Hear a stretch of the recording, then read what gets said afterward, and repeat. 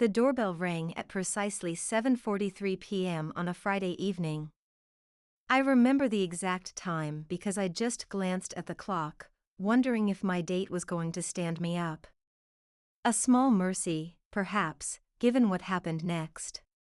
When I opened the door, the world stopped spinning. "Hello, Claire," he said, as though he'd just returned from a weekend business trip, not a 5-year disappearance that had devastated my life and left me to pick up fragments of a shattered existence. My husband. My supposedly dead husband. Michael Ellis. Standing on my porch with a leather duffel bag and the audacity to smile. I couldn't speak. Couldn't breathe. My body forgot how to perform its most basic functions as I stared at the ghost made flesh before me. He looked different. Thinner. His once clean-shaven face now sported a neatly trimmed beard flecked with gray. The laugh lines around his eyes had deepened into permanent creases. But his eyes, those hazel eyes that once looked at me with such warmth, were colder now. Calculating. "Aren't you going to invite me in?" he asked when the silence stretched too long. "I still own half this house, after all." That snapped me out of my shock. "You're dead," I managed to say, my voice barely a whisper. "You died 5 years ago." He had the nerve to chuckle. "Reports of my death have been greatly exaggerated." The sound of another car pulling into my driveway pulled my attention away from Michael.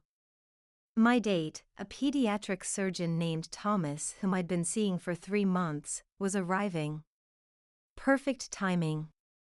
Michael followed my gaze, his expression hardening when he saw the silver Audi park behind my Volvo. "I see you've moved on," he said flatly. That didn't take long. The rage that surged through me was sudden and absolute. 5 years, I snarled, finding my voice at last. 5 years of grief and questions and sleepless nights. 5 years of rebuilding a life you destroyed. And you have the audacity to stand on my porch and judge me? "Claire?" Thomas called, approaching with a confused expression. "Everything okay?" Michael turned to him with a tight smile. "You must be the new boyfriend." "I'm Michael Ellis." He extended his hand. "Claire's husband." Thomas froze, his gaze darting between Michael and me. "Ex-husband," I corrected, though even that wasn't technically accurate. "Presumed dead ex-husband." I felt lightheaded, my vision blurring at the edges. This couldn't be happening. Not when I'd finally found my footing again. "Claire, should I?" Thomas began uncertainly. "Yes, Claire," Michael echoed, his tone mocking. "Should he stay or should he go?" I gripped the doorframe to steady myself, my knuckles white. "Thomas, I'm sorry, but I need to handle this. Can we reschedule?" The concern in his eyes made my chest ache. Good, kind Thomas who deserved better than being dragged into this nightmare. "Of course," he said gently. "Call me later, okay?" I nodded, watching as he retreated to his car, casting one last worried glance over his shoulder before driving away. When I turned back to Michael, his expression had shifted to one of self-satisfaction. "Nice guy. Seems respectable."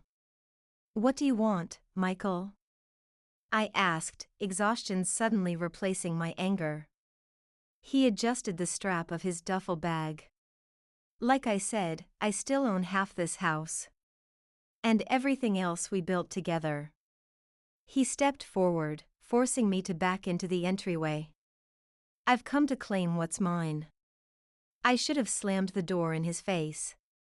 Should have called the police. But shock and disbelief kept me rooted to the spot as he walked past me into the home we once shared. He surveyed the living room with critical eyes. I'd redecorated after his death, exorcising his presence from every corner.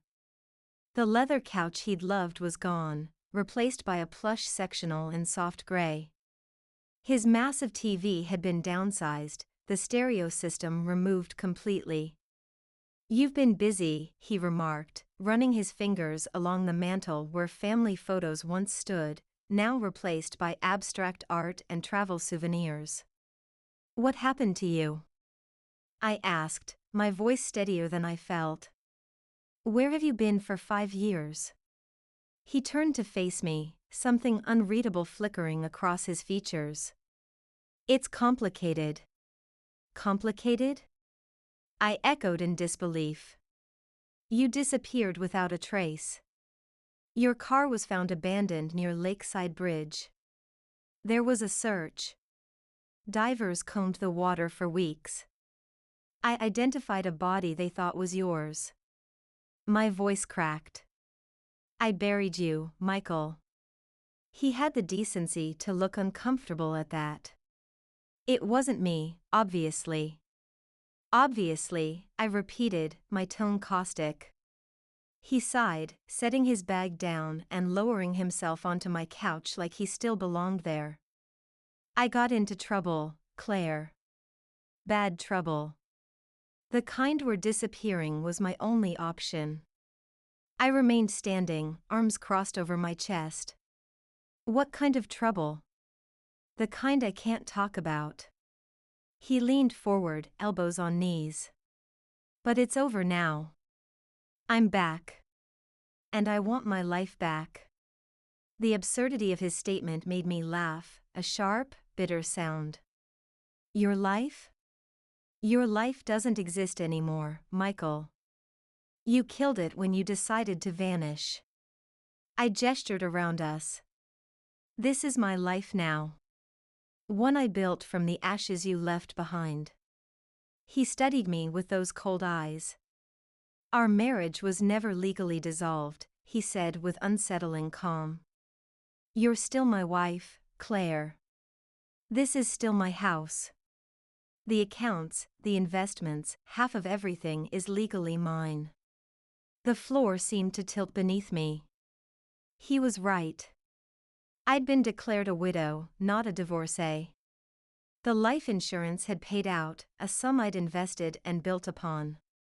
The house was still in both our names, I'd never changed the deed. A clerical oversight that had seemed unimportant when dealing with his death. But he wasn't dead. And now, he was threatening to tear down everything I'd so painstakingly reconstructed. "You can't just walk back in here after 5 years and claim everything," I said, fighting to keep my voice steady. "It doesn't work that way." "Actually, it does." He leaned back, utterly at ease in the home he'd abandoned. "But I'm willing to be reasonable. We can discuss how to divide things equitably." I stared at him, this stranger wearing my husband's face. "Get out," I whispered. "Claire. Get out." I screamed, rage and grief boiling over. "You don't get to disappear for 5 years and then waltz back in like nothing happened. Get out of my house." He didn't move, didn't even flinch at my outburst. "Our house," he corrected calmly. "And I'm not leaving. Not without what's mine." I grabbed my phone from the side table. "I'm calling the police." Something dangerous flashed in his eyes. "Go ahead. I'll explain how my devoted wife is keeping me from my legal property after my unexpected return." He smiled thinly. "How do you think that conversation will go, Claire? Think about it." My finger hovered over the emergency call button as the reality of my situation sank in. He was right. Without knowing the full story, a story he clearly wasn't willing to share, how could I explain this to the police? To anyone? I lowered the phone, defeated for the moment but far from surrendering. "One night," I said tightly. "You can sleep on the couch. Tomorrow, we're getting a lawyer involved." He nodded, satisfaction evident in his expression. "That's fair. Thank you for being reasonable. As if I had a choice. As if he hadn't backed me into a corner in my own home.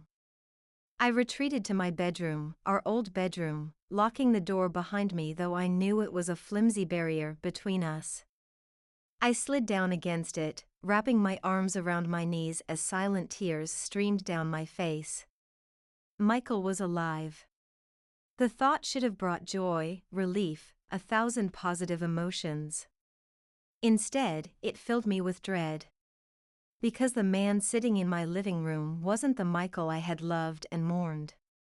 He was someone else entirely, someone calculating and cold who had allowed me to suffer through grief while he was out there, alive, making the conscious choice every day to stay away. And now he was back, demanding not just material possessions, but the life I'd created from the wreckage he left behind. I wouldn't let him take it. Not without a fight. But first, I needed to understand what I was up against.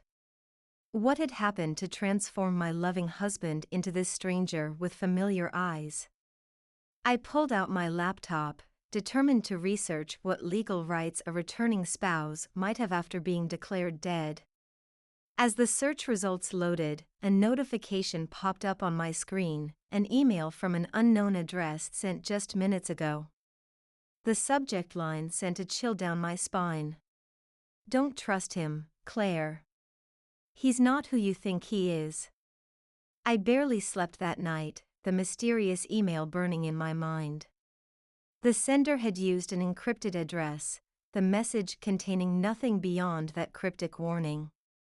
I'd searched for more, hidden text, attachments, anything that might explain who had sent it or what they meant, but found nothing. With the first light of dawn, I emerged from my bedroom, steeling myself to face the ghost in my living room. But the couch was empty, the blanket I'd grudgingly provided neatly folded. For one hopeful moment, I thought perhaps he'd left, that his return had been some elaborate, cruel joke or a stress-induced hallucination. Then I smelled coffee. I found Michael in the kitchen, calmly preparing breakfast like he'd done on countless mornings in our previous life together. He'd even remembered how I took my coffee, 1 sugar, splash of cream. Morning, he said, sliding a mug toward me as if this were an ordinary day. I hope you don't mind. I figured we could talk more rationally over breakfast. I eyed the coffee warily before accepting it, needing the caffeine regardless of who had prepared it. Where did you go? I asked, leaning against the counter rather than joining him at the table. The truth this time. He sighed, setting down his own mug. I told you, it's complicated. Try me. Michael studied me for a long moment. I was involved in something dangerous. Something that put both of us at risk. Disappearing was the only way to protect you. From what? I pressed. People who wanted something I had. Something I wasn't willing to give them. He rubbed his temple, a gesture so familiar it made my chest ache. I can't tell you more than that, Claire. Not yet. It still isn't entirely safe. So you faked your own death? Let me identify a body. Attend a funeral? My voice shook with rage. Do you have any idea what that did to me? I know it was cruel, he admitted, surprising me with what seemed like genuine remorse. But I didn't have many options. The circumstances were extreme. And now? What's changed? I found a way to resolve the situation. He looked up, meeting my gaze directly. I can't go into details, but it's over. I can come home now. Back to my life. To you. I laughed bitterly. There is no us anymore, Michael. You killed that when you disappeared. His expression hardened. Legally, there is. And legally, half of everything here is mine. You keep saying that, I said, setting my barely touched coffee down with a sharp clack. You disappeared for 5 years, let me think you were dead, and now you're back demanding property rights? What about the life insurance money I received? The benefits I collected as your widow? What happens to those? We can sort all that out, he said smoothly. I have a meeting with a lawyer today to discuss our options. Our options, I repeated flatly. How generous of you. He ignored my sarcasm. I noticed you've done well for yourself, he continued, glancing around the updated kitchen with its new appliances and marble countertops. The investment firm you started seems to be thriving.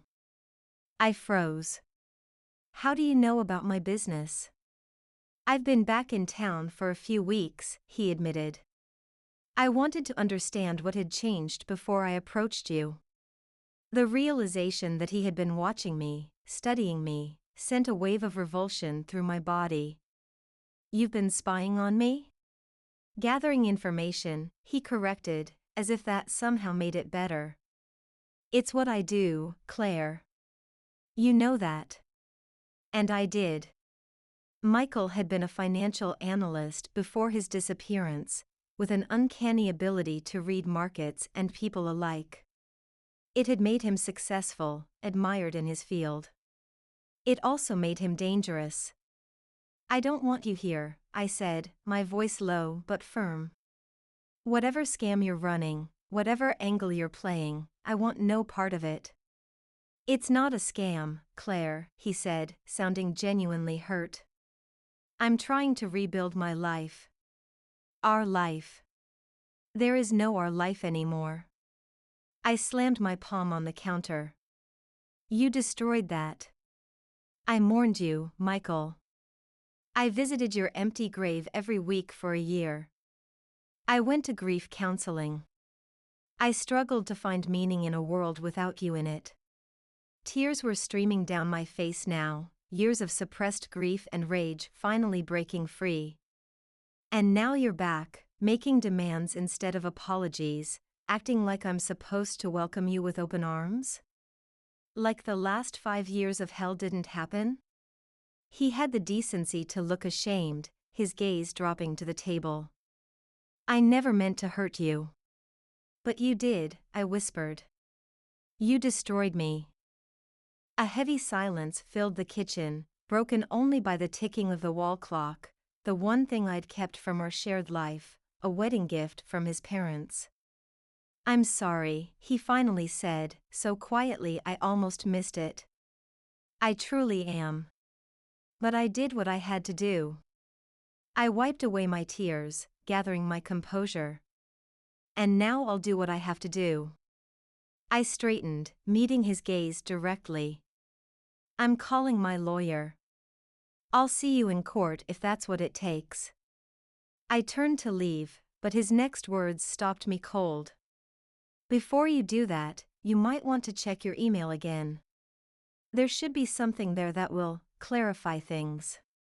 My blood ran cold as I remembered the mysterious warning from the night before. What did you do? I demanded. But he just sipped his coffee, that calculating look back in his eyes. Check your email, Claire. I retreated to my home office, locking the door behind me before opening my laptop with trembling hands. Sure enough, a new email had arrived overnight from the same encrypted address. This one contained an attachment, a PDF file. I hesitated before opening it, suddenly afraid of what I might find. The document loaded, revealing what appeared to be bank statements. My bank statements. From an offshore account I'd never known existed, showing transfers of millions of dollars. Money laundering. In my name. At the bottom of the email was a simple message. This is just the beginning. Cooperate, and these documents stay private. Fight me, and I'll make sure they find their way to the FBI. My stomach dropped as the trap snapped shut around me. This wasn't about reclaiming his life or our marriage. This was blackmail. Pure and simple. I heard a gentle knock on the office door. "Now you understand," Michael's voice came through the wood, soft but menacing. "I need access to the accounts, Claire. To your business files. To everything. Just for a few days. Then I'll be gone again, and you can return to your life with your doctor boyfriend." I stared at the screen in disbelief. "These are fake," I said, loud enough for him to hear. "I never opened these accounts." "I know that," he replied easily. "But the authorities won't. Not when they see the digital trail leading right to your IP address. Not when they find the offshore banking apps installed on your devices." My mind raced, trying to process what was happening. This wasn't my Michael, the man who had held me through my father's death, who had surprised me with sunrise picnics, who had talked about growing old together on a porch somewhere watching our grandchildren play. This was someone else. Someone dangerous. "Why?" I asked, my voice breaking. "Why would you do this to me?" There was a pause before he answered. "Because I need access to your systems, Claire. To the investment platform you built. You've done well, better than I expected. You've got access to high-value accounts, client information I need. You want to steal from my clients?" I was aghast. "I want to live," he countered sharply. "The people I'm dealing with don't accept failure. I need those accounts or I'm a dead man. For real this time." The implications sank in slowly. "You faked your death because you were in trouble with criminals," I said, the pieces falling into place. "And now you're working for them? Against me?" "With them," he corrected. "And it's complicated. Just know that I don't have a choice anymore." I leaned my forehead against the cool wood of the door, trying to think. If he got access to my systems, my clients would be devastated, people who had trusted me with their life savings, their retirement funds, their children's college accounts. But if I refused and he released those fake bank statements, I'd lose everything anyway. My reputation. My freedom. My future. "You have until tomorrow morning to decide," Michael said, his footsteps retreating down the hallway. "I'll be staying at the Westlake Hotel, room 412. Come find me when you're ready to cooperate." I waited until I heard the front door close before emerging from my office, rushing to the window to confirm he had actually left. His rented sedan pulled away from the curb, disappearing down the street. I sank to the floor, my mind spinning. In the space of 12 hours, my world had been upended. My dead husband was alive, threatening to frame me for financial crimes I hadn't committed unless I helped him commit actual financial crimes against my clients. I needed help. But who could I possibly turn to with a story this bizarre? My fingers hovered over my phone, Thomas's contact information on the screen. Kind, steady Thomas who had never lied to me, never manipulated me. But involving him in this mess seemed cruel, dangerous even. Instead, I scrolled to another contact, one I hadn't used in years. Detective Samira Kazemi. The officer who had investigated Michael's disappearance, who had sat with me through hours of questioning, who had delivered the news when they found what we thought was his body. She had given me her personal number when the case closed, told me to call any time. This definitely qualified as any time. Detective Kazemi arrived within the hour, still sharp-eyed and direct as she had been 5 years ago, though new streaks of silver now threaded through her dark hair. "Let me get this straight," she said after I'd finished my explanation, her expression carefully neutral. "Your husband, who was presumed dead, showed up on your doorstep last night, very much alive. And now he's threatening to frame you for money laundering unless you give him access to your clients' accounts? Put so plainly, it sounded absurd even to my own ears. I know how it sounds, I said, fighting to keep my voice steady. But it's the truth. He was here. He's staying at the Westlake Hotel, room 412. She made a note in her small leather-bound notebook. And the emails? The fake bank statements? I turned my laptop toward her, showing the damning documents. They look real, don't they? I said quietly. He was always good with numbers, with computers. If he says he can make it look like I set up these accounts, I believe him. Detective Kazemi studied the screen, her brow furrowed. These are sophisticated, she agreed. Our cyber division could probably determine their forgeries, but it would take time. Time during which your reputation would be destroyed. Exactly, I said, relief washing over me that she understood.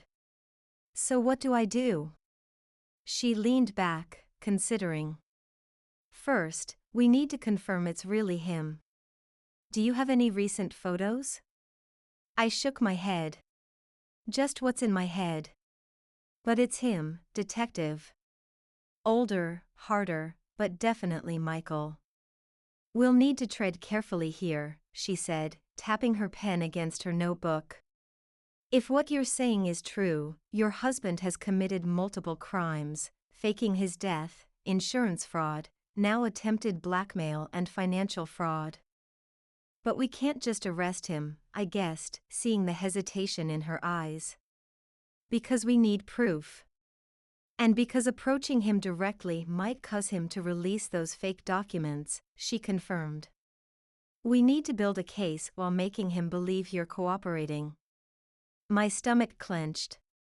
You want me to go along with it? To give him access to my clients' accounts? Not the real accounts, she clarified quickly. We'll work with your IT team to create a convincing sandbox environment, a replica of your systems. He'll think he's accessing the real thing, but it will all be controlled. I wasn't sure if I felt relieved or terrified at the prospect. And then what? Then we catch him in the act, she said simply. Electronic fraud of this magnitude is a federal crime. He'll go away for a long time. My husband. In prison. The thought should have horrified me, but all I felt was a dull ache where grief had lived for so long. What do you need me to do? I asked. Detective Kazemi outlined the plan. I would contact Michael, agree to his demands with apparent reluctance. Meanwhile, her team would coordinate with my IT department to create a convincing but controlled environment. When Michael attempted to access and transfer funds, they would have him on multiple charges. It's risky, she warned. He'll be watching carefully for signs of a trap. I can do it, I said with more confidence than I felt. I spent 10 years with him. I know how to manage his suspicions. She studied me with those perceptive eyes. This isn't the same man you knew, Claire. Remember that. The Michael you married is gone. This person is a criminal who's willing to destroy your life to save his own. Don't let your history cloud your judgment. I nodded, her warning eerily echoing the mysterious email from the previous night. Don't trust him. He's not who you think he is. One more thing, I said as she prepared to leave. Last night, I received an anonymous email warning me about Michael. Could your team trace it? Find out who sent it? She frowned. Possibly. Forward it to this address. She handed me a card with an official email. But be careful with your expectations. If it was sent using proper encryption, it might be untraceable. After she left, I paced my living room, rehearsing what I would say to Michael. How I would convince him I was capitulating while hiding my true intentions. Could I do this? Betray the man I had once loved above all others? But that was just it, wasn't it? He had already betrayed me in the cruelest way possible. Had let me grieve, suffer, rebuild, only to return and try to destroy me all over again. With shaking hands, I picked up my phone and dialed the number he had texted me earlier. "I'll do it," I said when he answered. "I'll give you what you need. But then you disappear again. Permanently."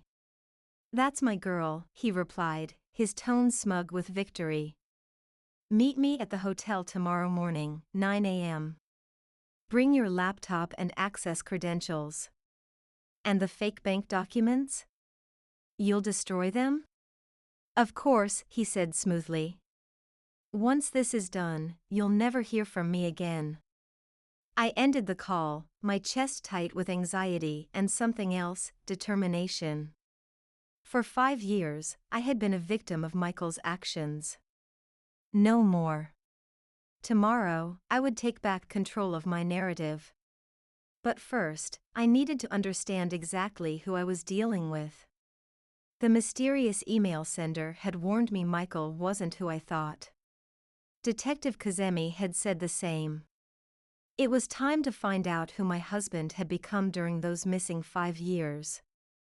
I started where any investigation begins these days, with the internet. I searched every variation of Michael's name, but found nothing beyond articles about his disappearance and presumed death from 5 years ago. No social media profiles, no professional pages. It was as if he truly had ceased to exist. Then I tried a different approach. Rather than looking for Michael directly, I searched for information about the Westlake Hotel. Specifically, about any notable guests or activities in recent days. What I found made my blood run cold. 3 days ago, a business conference had been held at the Westlake, a gathering of investment professionals and hedge fund managers.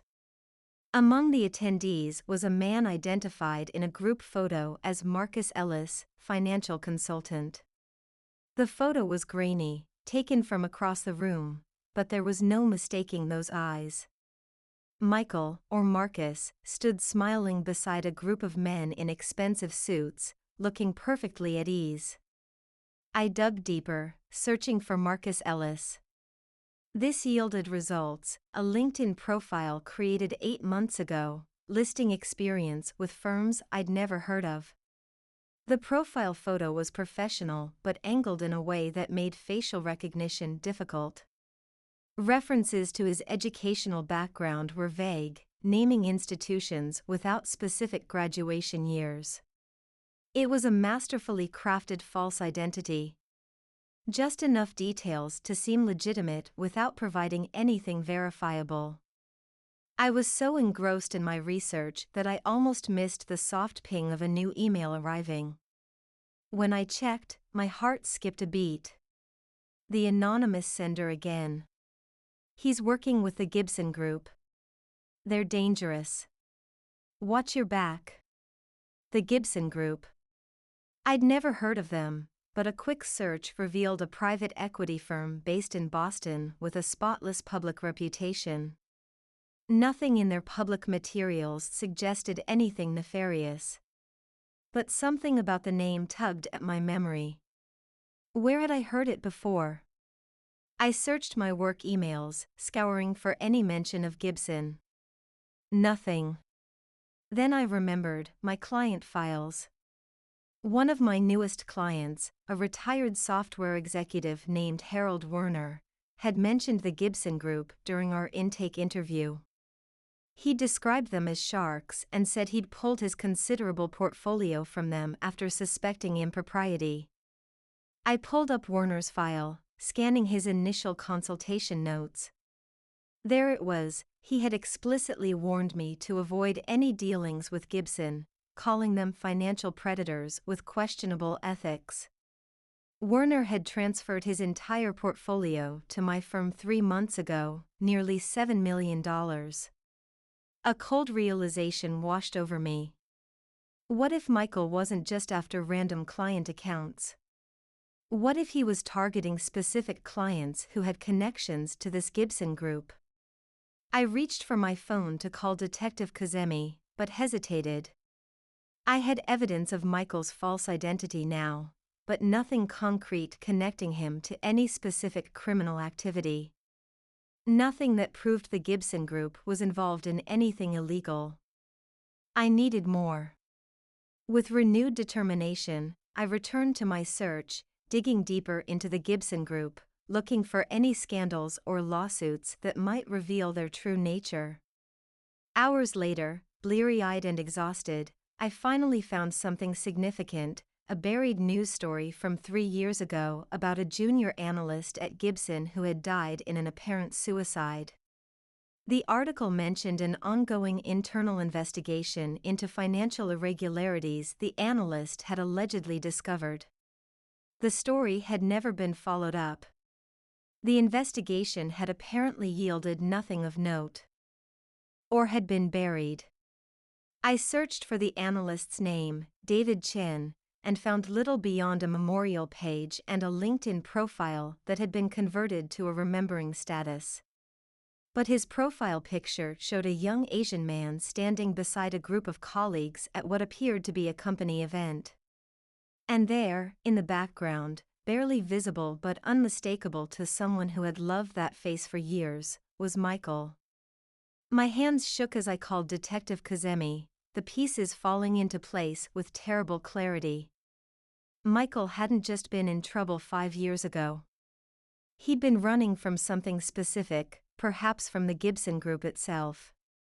And now he was working for them, targeting one of my clients who had left them. It wasn't just about money. It was about revenge. "Detective," I said when she answered, my voice steadier than I expected. "I think I know what's really going on. And it's bigger than we thought."